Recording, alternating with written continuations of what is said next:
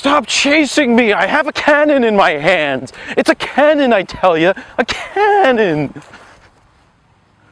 Jared Polin, FroKnowsPhoto.com, here with another super secret project video. This time, I want to talk about composition.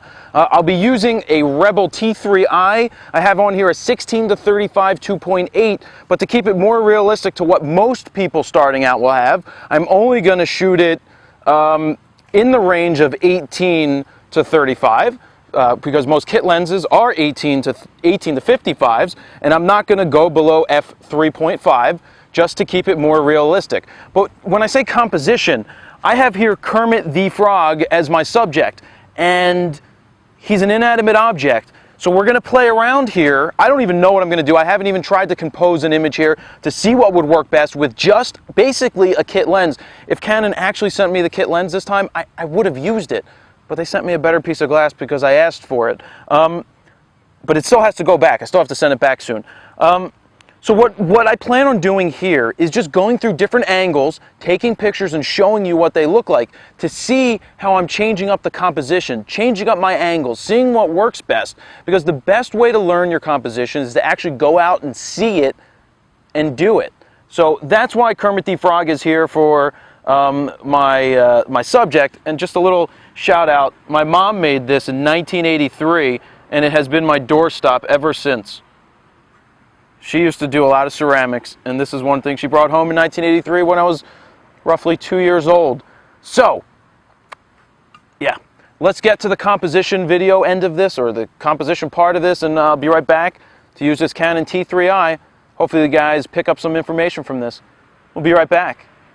Alright, so we're back now, T3i in hand, and this is about seeing and feeling the image. Sure, there's not much going on here. I just have Kermit the Frog sitting over there, and I have to find the image. If you can practice this yourself and find the image with inanimate objects and things like that, you're going to train yourself to get much better when you're in an actual shooting situation. All this practice of trying to find the right composition is going to lead you on the right path to getting that composition when you're out there shooting what really, really matters.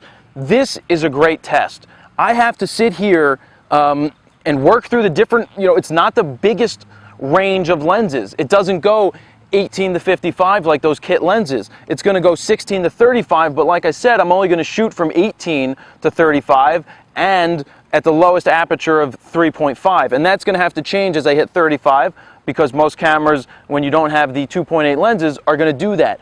But what I'm going to do here is try to find the image. I'm just going to move around and search for it, and we're going to pop the images up on screen as I shoot them to see what we're getting, and then see if it's good composition or bad composition. So, really, sometimes people start out and they shoot like this. So let's see, that's at 35. Fully standing up, shooting the child or whoever down at a low angle, and it looks like this. What could you do to make that better? First things first, if this is my subject, I'm getting down on my subject's angle because this is how you want to photograph a child or a subject on this low angle. Boom. Let's see what this looks like.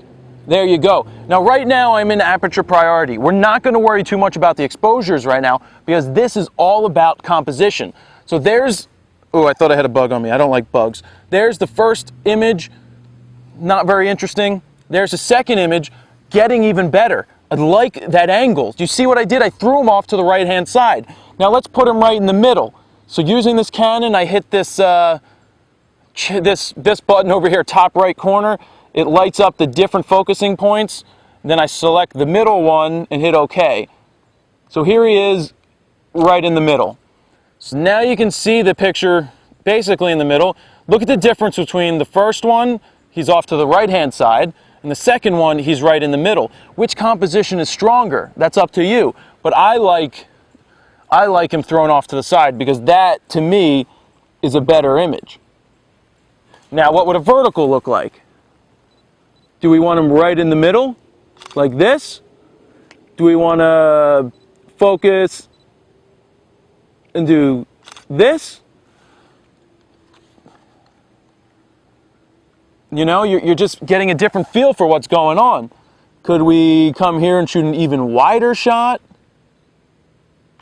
Or do I want to come over to here and be like, all right, Kermit, let's see what we got. Let's work with you.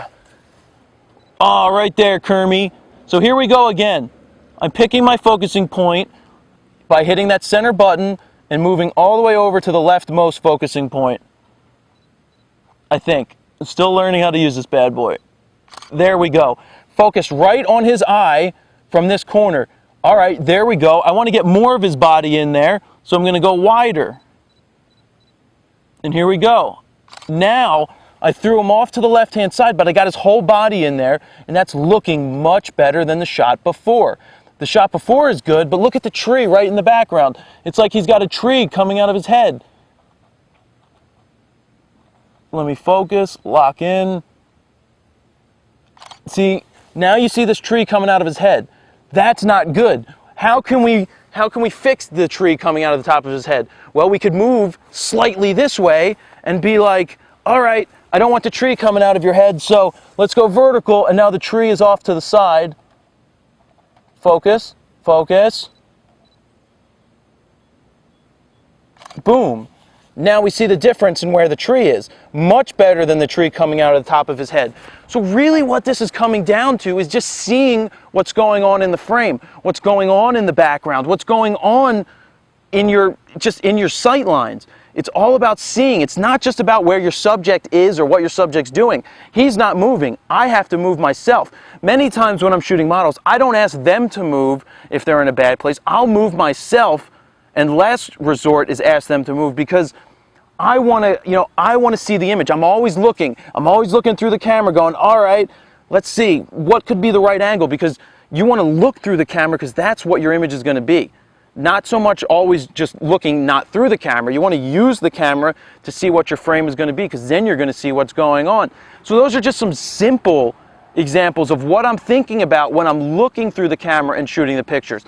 Was there a distraction in the background? Would he look better at a higher angle or a lower angle? Would he be better right in the middle? Could he be better to the left or the right? These are just basic composition things that are going through my mind every second when I'm shooting a picture. When I'm looking through the viewfinder, am I looking right at the subject all the time?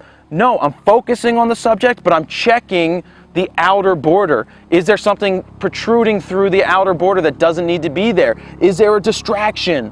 I don't know, but that's what I'm looking for and what I'm thinking about. So that's about it for a basic thing on composition right now. I hope these images help you out. I hope it gives you a little bit of insight into what I'm thinking about, so you can try to think about that as well. So that is another super secret project video, this time composition with Mr. Kermit the Frog. Kermit, thank you very much.